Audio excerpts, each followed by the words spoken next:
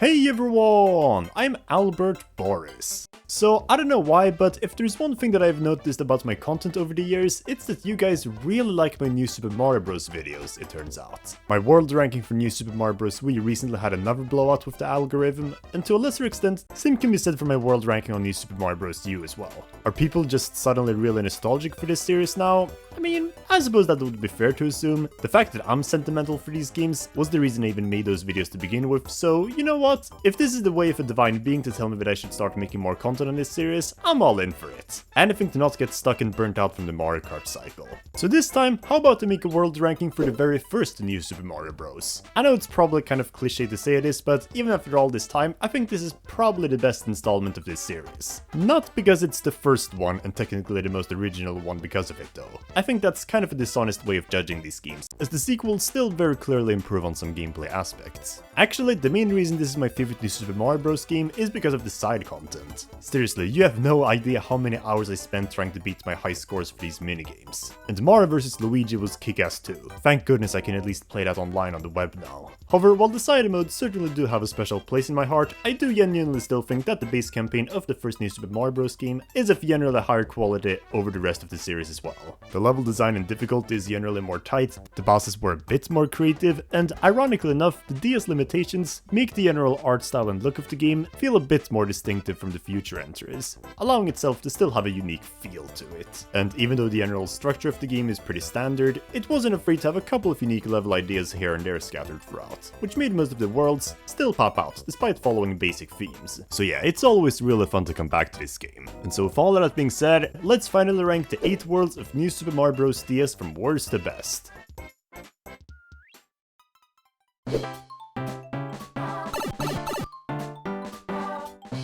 And to absolutely nobody's shock, I hope, my least favorite world is the very first one, World 1. I mean, what is there to really say about it?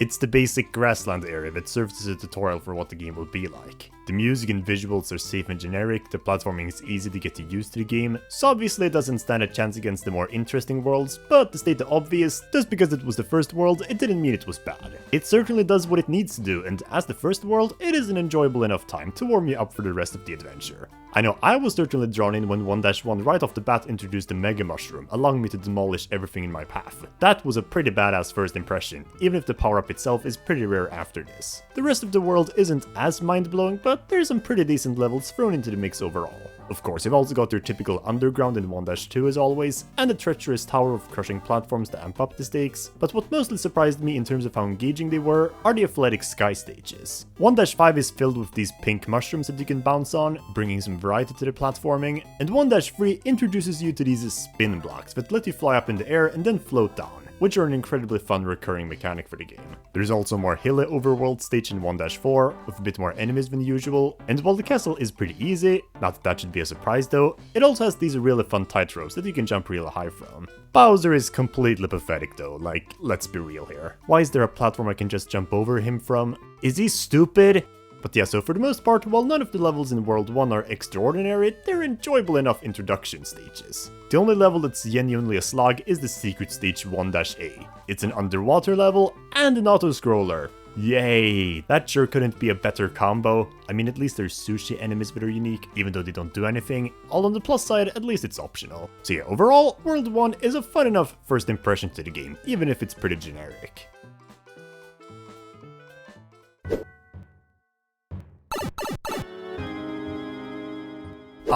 World 7, the generic cloud world. Okay, maybe that's a bit harsh. To be honest, I've gone on and on about why I think a sky theme is a boring choice for penultimate world, as it's already a setting shared by the basic athletic levels of World 1. However, what's interesting about this one is that it's technically a bonus world, actually. Even though the 8 worlds of this game are all numerically ordered, anyone who's just playing through the game casually probably won't even as much as set foot in worlds 4 and 7, because the only way to unlock them is by beating the bosses of world 2 and 5 respectively with a mini mushroom, as that's the only way you can access the secret entrances to them. And when you take this into consideration, world 7 being just a typical sky area isn't as preposterous, as it's mostly just supposed to be a nice little bonus. Is it a good bonus though? Well, it's fine. I'd say around half of it is unique levels, and the remaining 50% is just generic slop. I mean, the giant wiggler one is kinda nifty, and I guess 7-2 is cool for having this vertical moving platform you can control, but otherwise, a good chunk of levels in this world are about as bland and boring as you can get, sadly. Like, 7-6 has nothing unique about itself at all. It's just a basic athletic stage that also has a bunch of jumping Koopa Troopas. And of course, there's also a slow auto-scroller in 6-7 as well. Even the tower, as fun as it is, just rehashes the idea from World 1 with its crushing blocks. But some of them are spiky now! Ooh! There's also a random ghost house stage where you just pick the right door, that's boring, as well as a normal overworld level just chilling here. Why? But you know what, it also has a very strong focus on bullet bills, a surprisingly rare enemy by this game standards, so I actually really like this one. And on an even more positive side, 7-8 is one of my top 5 levels in the entire game, as it's probably the stage that most encourages exploration of them all, pitting you in this giant sewer labyrinth where you need to try and find the pipes that will lead you up. And well, I absolutely love exploration. And the castle is pretty memorable in terms of difficulty as well, with this sneak block you have to catch up with. So when all is said and done, World 7 is not a bad world. I feel like by virtue of being one of the hardest worlds, it's kind of automatically more fun to play than World 1. Even if there's a lot of bland and basic levels here, the first world ain't exactly much better in this regard. Still, when you consider the rest of the game, this world still pales a lot in originality, so I can't say it's more than just okay.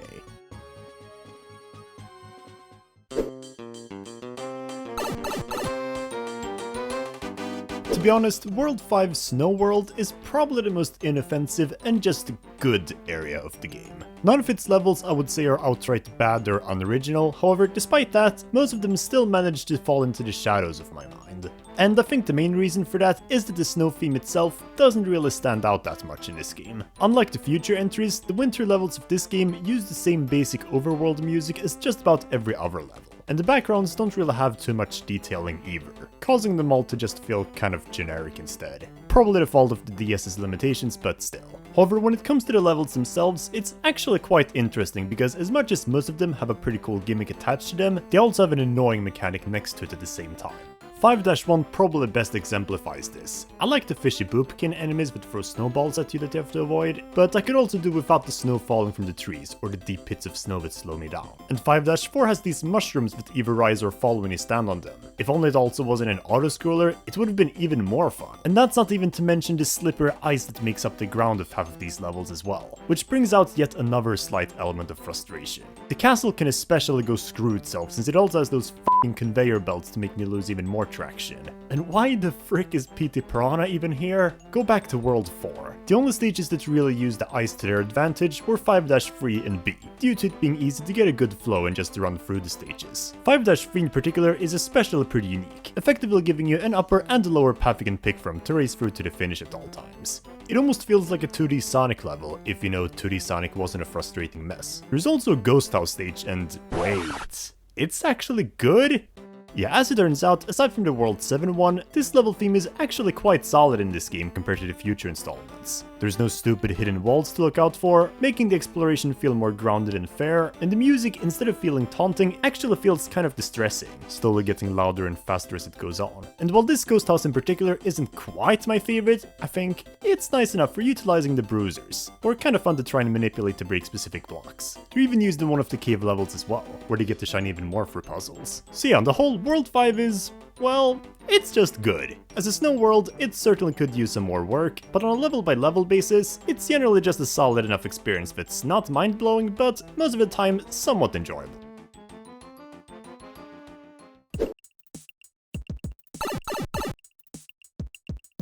World 6 is, in the simplest terms I can put it, inconsistent. Not so much in terms of quality, but absolutely when it comes to the theming. So much so that a friend of mine, Golden, even made a whole video discussing it in detail. It's easily the world with the most variety when it comes to anything in this game. Because even though on the surface this is a mountain-based world, only about 3 levels are actually proper cliff stages. The rest of them actually take inspiration from the other world themes, only featuring mountains in a distant backdrop. And while this may seem a bit lazy at first, like they were running out of ideas at this point, and in execution it does feel a bit unfocused, I kinda like what they were going for. Because World 7 is technically a bonus world, as we stated earlier, that makes World 6 the actual penultimate world of the game. And when you look at it from this lens, it makes sense why it kinda takes themes you're familiar with and puts a new spin to them, before the last world eventually rolls around. The beach level has these rising tides you can work around with, the desert one has tornadoes you can fly up and glide from, and the forest stage has you alternating between overworld and underground as you navigate your way through a pipe maze.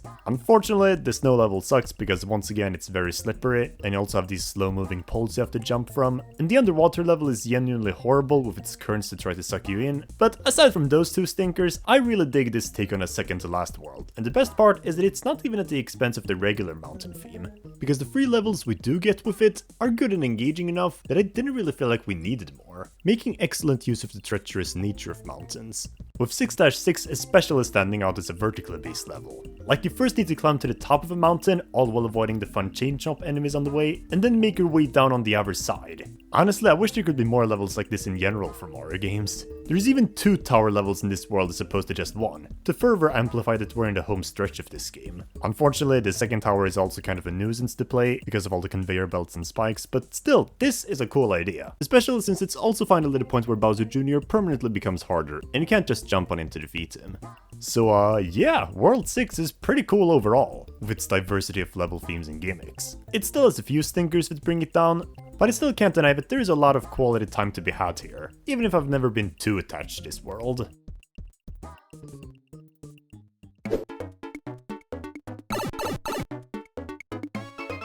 Opening up the top half of the list though, World 3, the beach area of the game, is another world that's kind of interesting to talk about, because as the resident water-focused world of the game, it both manages to fall into the typical traps that makes these worlds annoying, but also not at the same time. Let's just state the obvious right away. The underwater levels in this game suck.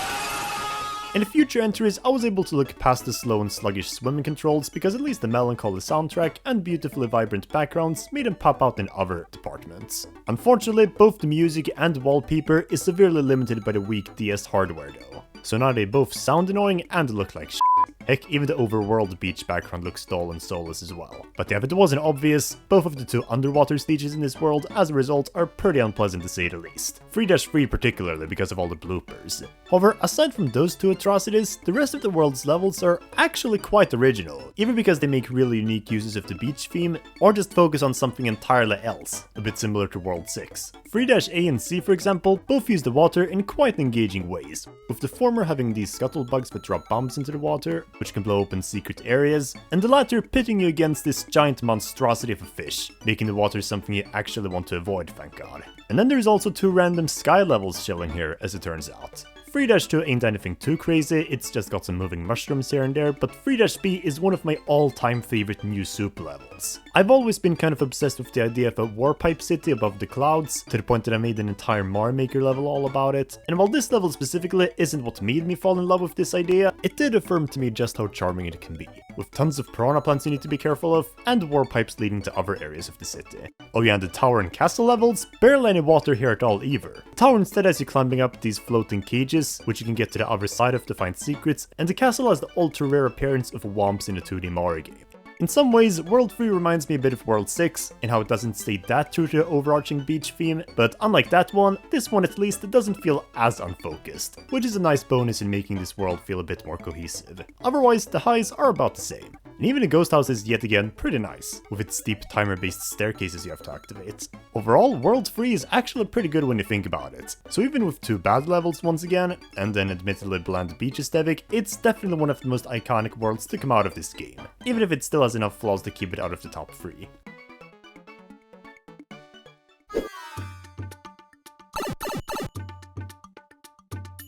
Starting from the top 3, however, this is the point where the creativity in these worlds are really starting to shine through, which greatly increases the amount of enjoyment I can harvest from these worlds. And in the case of the 3rd best world, this one doesn't actually have any bad levels at all. And as shocking as it may be to say, that's World 2's desert. Yeah, I'm kinda surprised they cooked so hard with this theme here and then just gave up for the rest of the series. Because instead of the desert being barren, dull and quiet, the atmosphere and music actually feels quite dangerous and hostile, making it far more exciting to walk around here, even on the most basic stages. This alone could have been enough to make this a solid world from the get-go, but better yet, there's also some shockingly unique stages thrown into the mix as well, especially for being early game. 2-2 serves as an introduction to Lakitu, allowing you to steal its cloud to reach higher up areas. 2-8 takes place in an oasis, combining that monstrosity of a fish with the spinning blocks. 2-4 has you alternating between above ground and a flooded cave-in, and 2-5 has these tall block tower creatures you can ride and reach great heights with. All of these are genuinely great surprises considering the series' future standards for desert stages. And even the castle does a 180 and has the second half of it take place outside the fortress, on the desert hills themselves. There's also even a random sewer level just chilling here too, which has tons of different pathways you can explore to look for star coins. So yeah, while it's a bit of a shock that a desert world managed to score so high on a new Super Mario Bros. Ranking, when you look at the individual levels that are here, they're either really creative, or in the worst case scenario, they're still more than playable. There's even a more of an acceptable auto-scroller sky level, thanks to the influx of piranha plant enemies that you have to be careful of that show up. Honestly, World 2 could have been at the very top of the ranking, but at the same time, even though the top two are slightly more inconsistent, the good of them outweighs even this one, so I felt that I had to put this one a little bit lower.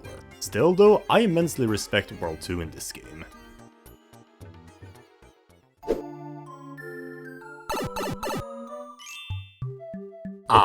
World 4. Without a doubt, this is definitely one of the all-time greats of this game, that I always look forward to stepping my foot in. I know it might sound kinda lame to say it's just because it's a forest theme, and I freaking love the woods, but truthfully, you just can't go wrong with the wilderness setting in games. Not only do they typically provide for the most vibrant backgrounds and color palettes, but it's also just a setting where the most unique enemies and hazards feel the most at home, to fit in with the diverse jungle theme. And while I suppose World 4 isn't extraordinary for a forest world, it still delivers as much as it should on this front. Whether you're jumping from spiders hanging to the ceiling, swinging yourself from vine to vine, or encountering wigglers or riding across a deadly swamp, everything takes perfect advantage of the already colorful jungle setting. And honestly, I even like the Dora auto-scrollers, just because Dora herself is a unique looking character herself that stands out, and I like trying to stand on her head to reach high up areas. And those visuals are perfection. Normally I criticize this game's skyboxes for being dull and bland, but the forest one really pops out with the giant purple trees and thick bushy leaves just going into each other. Admittedly, the levels that don't take place in a jungle are a little more average than the rest, like I don't care about this cave with bob-ombs, or this athletic stage with tilting mushrooms, although it's fun to use the blue shell on it, or the Okay, why are there so many underwater levels in this game? It was fine when the other games had like 2 or 3 at max. This game has 8 of them, and most of them, including this one, suck. I guess at least this one has some scary moray eels jump scaring you occasionally, but the slow-going auto-scrolling ruins any sort of fun there could have been. And the ghost house, while good, is a little more annoying than the rest of them, partly because of these giant boos blocking your way. But oh well, at least the tower is probably my favorite one of the game though, with its rising lava that forces you to be quick on your toes. On the whole, I would definitely argue that World 4 is one of the hardest ones in the game, probably helped by the fact that like with World 7, this is technically another bonus world, making the developers feel a bit more comfortable about going crazy here. It's still not a flawless world, it's definitely not, but oh my does this world also reach some of the most consistently highest highs when it does put in the effort, even more so than World 2. However, the best world in the game was a pretty unanimous choice from the get-go.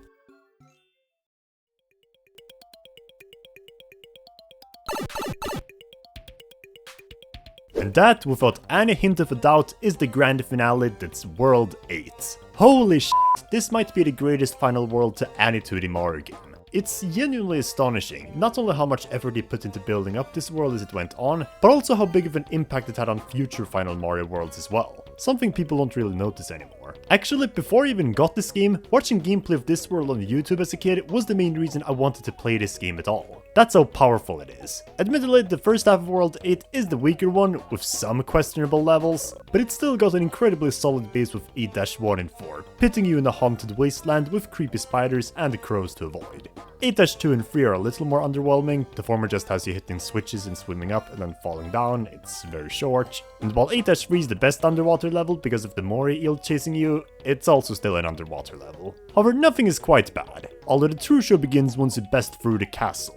At first, it seems like a kind of underwhelming finale to the game, because while the castle is not a bad level, the standout gimmick isn't really anything challenging at all, and while Dry Bowser is a cool spectacle, he too goes down pretty quickly. But then once you do beat him and Bowser Jr. runs away, you realize there's an entire second half to the world you haven't even discovered yet, this time with a much more hostile volcanic theme. Suddenly, it makes sense why that castle was so easy, and this last stretch is absolutely kingly. Whether you're jumping between wobbly platforms, climbing up a circular volcano with rising lava, or avoiding meteors raining down on you, all these levels perfectly take advantage of the theme at hand. And while 8-7 is a bit of an odd one out, that one has also always had a special place in my heart for being the only level where all 3 Hammer Bro types make an appearance. To be honest, it might be insane to hear this, but up until this point in the Mario franchise, Bowser wasn't really known for his lava-themed worlds. Like sure, his castles always had lots of lava, but his resident world was always more so just barren and dark. It's only since this twist in New Super Mario Bros. That Nintendo changed it up, and while at this point that cliche has gotten a bit tiring, they nailed it here. And then finally, you get to Bowser's true castle at long last, and it's got to be the greatest final level in any 2D Mario game. It truly feels like a daunting last challenge with all sorts of shenanigans going on, whether you're flipping gravity on itself, or just trying to find out which way to go in this giant labyrinth of a mansion. And while people do like to clown on the final boss for supposedly being too easy, I still love this final battle, and how Bowser and Bowser Jr. team up on you for one last stand. Even though the first time I just used the Mega Mushroom I had in my storage. Seriously, why does the game allow that? But yeah, overall, World 8 is truly an experience unlike anything else in 2D Mario. It's long, challenging, insanely climactic, and without any major duds ruining the experience. It truly is the definitive New Super Mario Bros. DS world. And with that, that wraps up my surprisingly long list of all the worlds ranked in the first New Super Mario Bros. Yeah, I did not expect to be rambling on for over 20 minutes. I guess there was just way more to say about the levels in this game than the other installments, since when all is said and done, it's definitely got the generally most iconic level selection on a quality basis. I may remember more New Super Mario Bros. Wii levels, since that was the first one I played as a kid, but at the same time, there's definitely a reason I've come back to this game more often. But how would you rank the worlds of this game? Did you agree with me or not? And do you also think this is the best of the New Super Mario Bros. Anthology? Let me know all of this in the comment section down below, and subscribe to the channel if you want to see more Mario discussions from me. With all of that being said, I'm signing off now. Until next time.